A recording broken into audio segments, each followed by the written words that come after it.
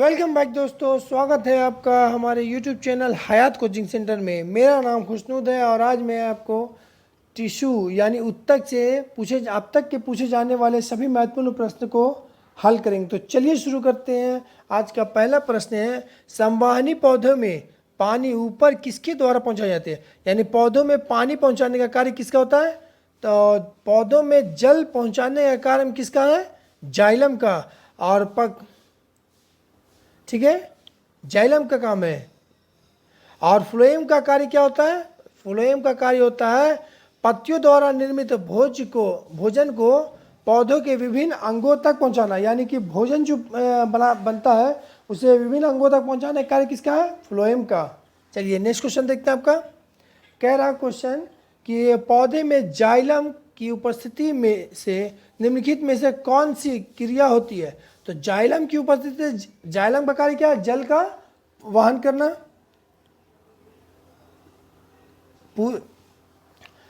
हमारे पेड़ पौधों में जल को जाइलम के द्वारा पूरे पेड़ पौधों में पहुंचाया जाता है। जाइलम की क्रिया के कारण ही पेड़ों में जल का परिवहन होता है। तो ऑप्शन देख लेते हैं आपका, जल का वहन करना, ठीक है, खाद्य पदार्थों का वहन करना, अमीनो अम्ल का वहन करना, ऑक्सीजन का। तो अभी हम बताएं जाइलम से क्या जल का वहन करना होता है। ठीक है, नेक्स्ट क्वेश्चन देखते हैं। आपका कह रहा पौधों में फ्लोएम मुख्यतः उत्तरदायी है। तो अभी हम बताए थे कि पौधे फ्लोएम जो है मुख्यतः किसके लिए है? पत्तियों द्वारा निर्मित भोज्य पदार्थ, यानी कि पत्तियों द्वारा बनाए गए भोज्य पदार्थों को पौधे के विभिन्न भागों यानी तना से लेकर जड़ तक के सभी भागों में पोषक तत्व को पहुंचाने का कार्य किसका है? फ्लोएम का। तो चलिए ऑप्शन देखते हैं। आपका ऑप्शन ए में आहार वहन करने के लिए, अमीनो अम्ल वहन करने के लिए, ऑक्सीजन वहन करने के लिए, जल वहन करने के लिए। जल वहन करने के लिए जाइलम, आहार यानी कि पोषक तत्व को पहुंचाने के लिए फ्लोएम। ठीक है, तो आंसर क्या होगा? Option A. नेक्स्ट क्वेश्चन देखते हैं। आपका पौधे व पेड़ का खाना तैयार करने की प्रक्रिया को क्या कहते हैं? पौधे व पेड़ के खाना तैयार करने की प्रक्रिया को फोटोसिंथेसिस कहते हैं। ठीक है, फोटोसिंथेसिस कहते हैं। अब फोटोसिंथेसिस, नेक्स्ट क्वेश्चन देखिए। फोटोसिंथेसिस के कारण ही पेड़ पौधे अपना खाना तैयार करते हैं। फोटोसिंथेसिस में कौन सी गैस का प्रयोग किया जाता है? तो फोटोसिंथेसिस में कार्बन डाइऑक्साइड यानी CO2 को ग्रहण कर वह ऑक्सीजन का उत्सर्जन करता है। ठीक है, जब फोटोसिंथेसिस का कार्य कब होता है? तो चलिए बताते हैं। फोटोसिंथेसिस का कार्य दिन के सूर्य की रोशनी में, ठीक है, दिन में सूर्य की रोशनी में फोटोसिंथेसिस का कार्य होता है। ठीक है, प्रकाश संश्लेषण की क्रिया। ठीक है, नेक्स्ट क्वेश्चन देखते हैं। ऑप्शन कह रहा निम्न में से कौन सा हिस्सा मानव त्वचा का सबसे बाहरी हिस्सा है? ठीक है, तो निम्न में से कौन सा हिस्सा मानव त्वचा का सबसे बाहरी हिस्सा? ऑप्शन देख लेते हैं। आपका एपिडर्मिस, ऑप्शन बी है नर्वस फाइबर, ऑप्शन सी है हाइपोडर्मिस, ऑप्शन डी है डर्मिस। तो इसका राइट आंसर जो होगा वो क्या होगा? Epidermis, option A. ठीक है, नेक्स्ट क्वेश्चन देखते हैं। आपका क्वेश्चन कह रहा आपका मांसपेशियों को हड्डी से जोड़ने वाली उत्तक को क्या कहा जाता है? तो मांसपेशियों को हड्डी से जोड़ने वाली उत्तक को, यहाँ देखिए समझते, हड्डी से जोड़ रहा है मांसपेशी को हड्डी से, तो मांसपेशी को हड्डी से जोड़ने वाली उत्तक को क्या कहता है? टेंडन। और अगर यहाँ पर मांसपेशी की जगह पर क्या रहता है? हड्डी रहता है, यानी हड्डी को हड्डी से जोड़ने वाली, क्या हड्डी से हड्डी को जोड़ेंगे तो क्या बनेगा? यहाँ पे मांसपेशी की जगह पर हड्डी रहा था, हड्डी से हड्डी को हड्डी से जोड़ने के वाले उत्तक को क्या कहा जाता है? तो हड्डी से हड्डी को जोड़ने वाले उत्तक को लिगामेंट कहा जाता है। ठीक है, यहाँ तक कोई दिक्कत? मांसपेशी को हड्डी से जोड़ने वाले को टेंडन और हड्डी से हड्डी को जोड़ने वाले को लिगामेंट। ठीक है, नेक्स्ट क्वेश्चन देखते हैं। आपका कह रहा रक्त यानी ब्लड क्या है? तो रक्त जो है उत्तक है, किस पर कैसी उत्तक है वो देखते हैं। तो ऑप्शन दिया हुआ है ए संयोजी उत्तक, ऑप्शन दिया हुआ है ऑप्शन बी एक उपकलित उत्तक, ऑप्शन सी दिया हुआ है ए और बी दोनों, ऑप्शन डी दिया हुआ इनमें से कोई नहीं। तो इसका राइट आंसर जो होगा वो क्या होगा? संयोजी उत्तक। ब्लड जो है, रक्त जो है संयोजी उत्तक है। ठीक है, नेक्स्ट क्वेश्चन देखते हैं। आपका मानव रक्त का पीएच का अनुमानित मान क्या है? ये बहुत इंपॉर्टेंट क्वेश्चन है, अक्सर पूछा जाता है क्वेश्चन मैथ एग्जाम में। तो चलिए देखते हैं। तो मानव रक्त का पीएच अनुमानित मान क्या है? तो मानव रक्त का पीएच अनुमानित मान क्या है आपका? 7.4। पहले पीएच स्केल समझते क्या है। पीएच क्या है? पीएच का मतलब पीएच स्केल होता है जिसके तहत हमें क्षारीयता और अम्लता का गुण को डिफाइन करते हैं, ठीक है। जैसे पीएच का वैल्यू 7 है, यहाँ पर 7 रखा, पीएच बराबर 7 है, तो क्या होगा? ये उदासीन, ये उदासीन हो जाएगा, ठीक है। 7 से कम लेते हैं, 6, 5, 4, 3, तो ये क्या होगा? अम्लीय, अम्ल हो जाएगा, ठीक है, अम्लीय हो जाएगा, अम्लीय, ठीक है। और अगर 7 से अधिक लेते हैं तो 8, 9, 10 इस तरह से जितना भी लेते हैं तो क्या होगा? ये क्षारीय।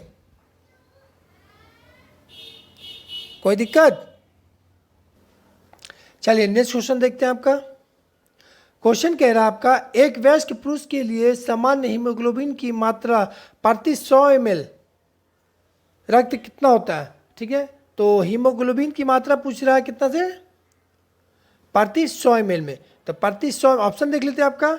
ऑप्शन ए है 11.5 ग्राम्स, ऑप्शन बी है 12.5 ग्राम्स, ऑप्शन सी है 13.5 ग्राम्स, ऑप्शन डी है 14.5 ग्राम्स, ठीक है। तो इसका राइट आंसर होगा क्या? 14.5 ग्राम्स, ठीक है। हीमोग्लोबिन का कार्य क्या होता है? तो हीमोग्लोबिन का कार्य रक्त में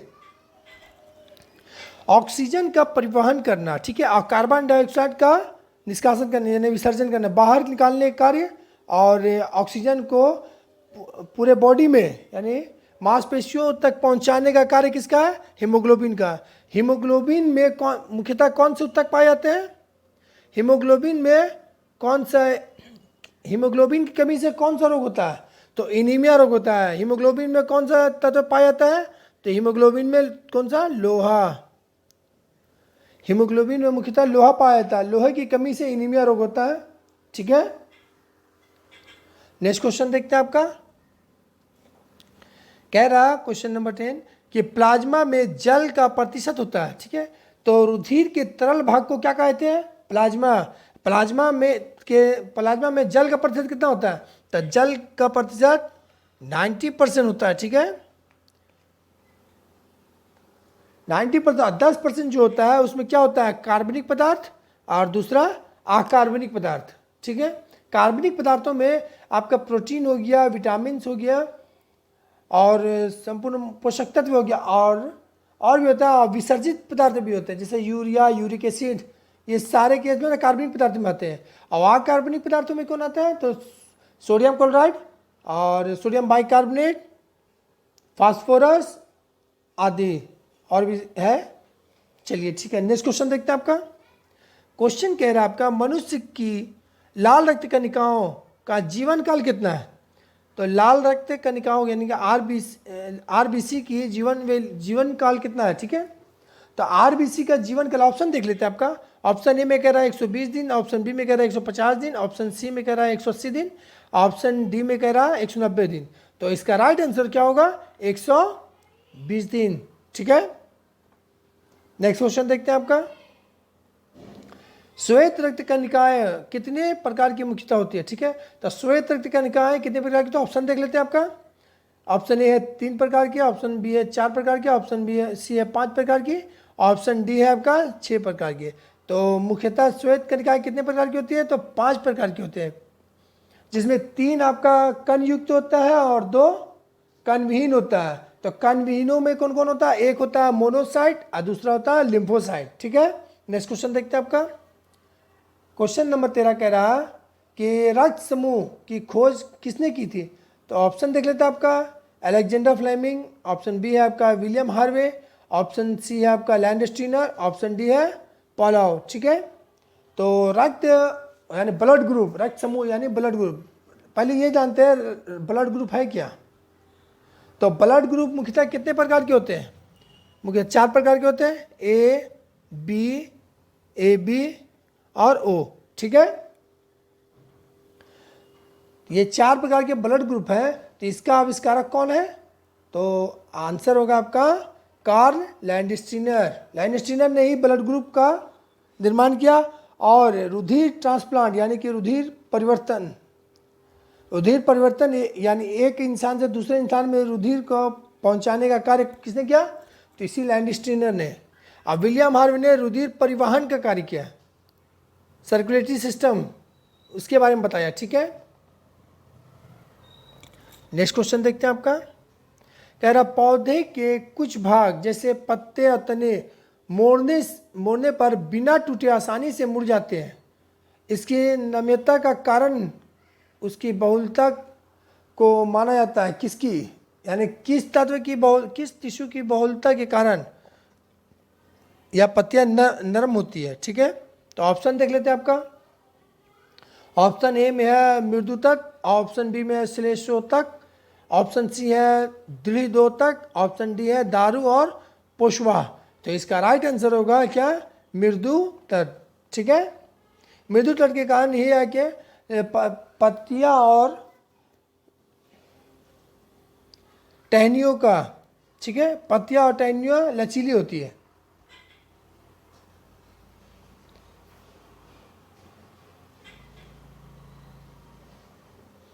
क्वेश्चन नंबर, नेक्स्ट क्वेश्चन देखते हैं आपका। लिगामेंट और टेंडन है। ठीक है, लिगामेंट और टेंडन क्या है? तो ऑप्शन देख लेते हैं आपका। संयोजी उत्तक है, ऑप्शन ए में संयोजी, ऑप्शन बी में पेशीय उत्तक, ऑप्शन सी में संयोजी तंतुमय उत्तक, ऑप्शन डी कंकाल उत्तक। ठीक है, तो इसका राइट आंसर जो होगा क्या होगा? ऑप्शन सी, संयोजी तंतुमय उत्तक। ठीक है, लिगामेंट का कार्य क्या होता है? हड्डियों से हड्डियों को जोड़ना लिगामेंट, और टेंडन का काम क्या है? कि स्नायु यानी कि मांसपेशियों को हड्डियों से जोड़ने का काम टेंडन। ठीक है, नेक्स्ट क्वेश्चन देखते हैं आपका। क्वेश्चन कह रहा है कथन ए और कथन आर। तो यहाँ पर देखते हैं, हमको कथन ए पढ़ते हैं पहले। तो रुधिर समूह के लोग सार्वभौमिक प्राप्तकर्ता होते हैं। रुधिर समूह के लोग जितने होते हैं वो क्या होता है? रुधिर ए बी, सॉरी पढ़ने, ए बी रुधिर वाले समूह के लोग सार्वभौमिक प्राप्त करता है, यानी यूनिवर्सल एक्सेप्टर। तो चलिए बताते हैं आपको थोड़ा सा कि ए बी जो होता है वो क्या होता है? एंटीबॉडी। ए बी में एंटीजन होता है और एंटीबॉडी नहीं होता है। तो एंटीबॉडी ना होने के कारण ये क्या करता है? A B O A B, इन चारों से यह ब्लड ले सकता है। ठीक है, ये चारों से ब्लड ले सकता है। और ओ में एंटीजन ना होने के कारण इसमें क्या होता है? एंटीबॉडी होता है। ये भी दोनों एंटीबॉडी होती है। ठीक है, ए में आपका कौन सा एंटीबॉडी होता है?